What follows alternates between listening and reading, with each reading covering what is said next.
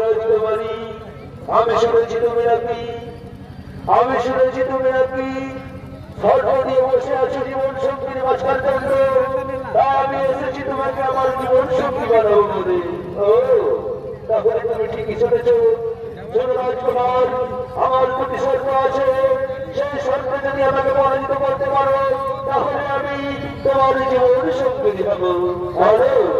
বলো রাজকুমারী, তোমার শর্ত? আমি তোমার শর্তে মঞ্জুর।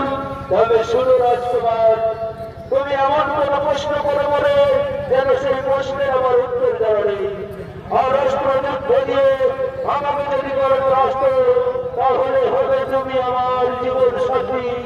তাহলে ঠিক আছে রাজকুমারী, শোনো আমি বলছি, একটু রাজত্ব একটু নারী ছিল।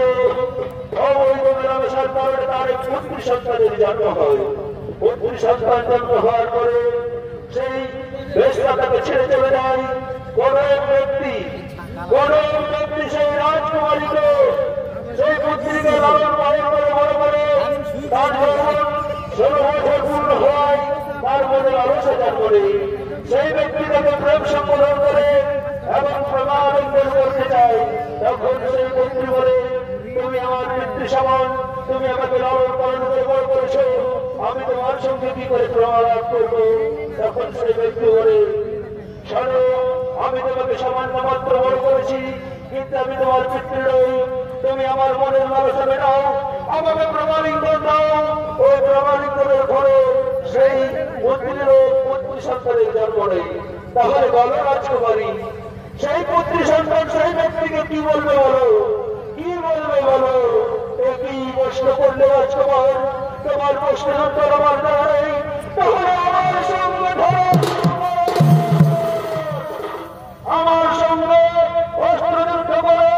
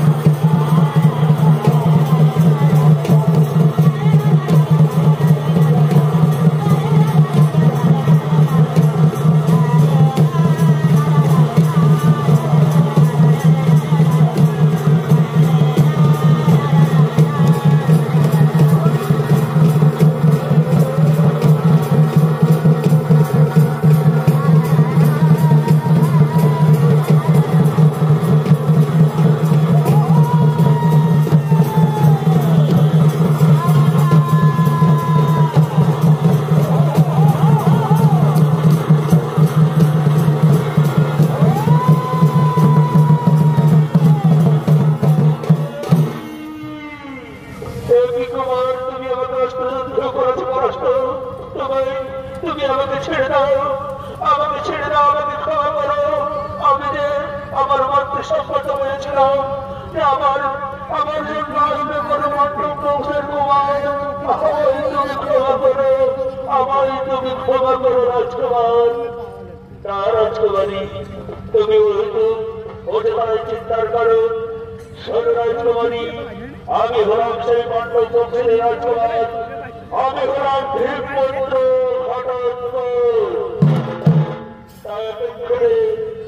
এতক্ষণে মন্ত্রী আদেশ হইতে পারে। এই যে রাজকুমারী উর্মি ঘটোৎকচের প্রেমে আবদ্ধ হল, প্রেমালাপ শুরু করল তারা।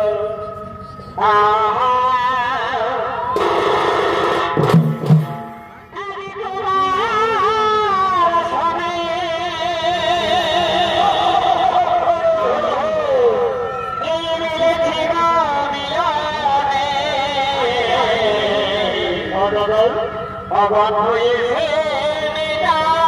মনের এ বাসনা, অবন হয়েছে মনের কারণ।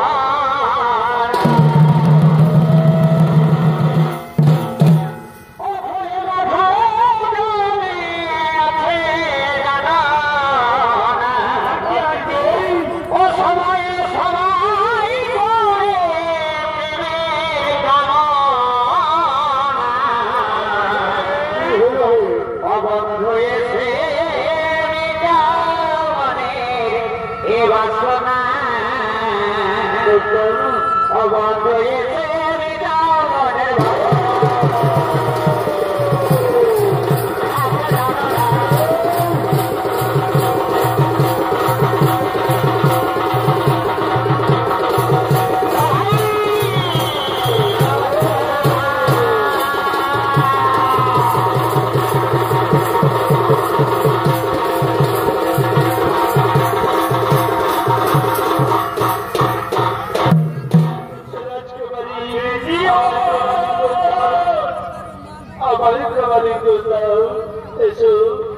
আমি তোমার জীবন সংস্কৃতি বানাবো আমি তো ফেরাতে পারি কুমার আমি তো ফেরাতে পারি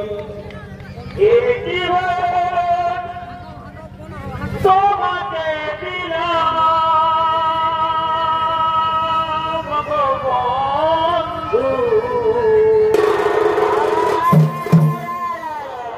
শুধু তুমি ভালোবাসা দিও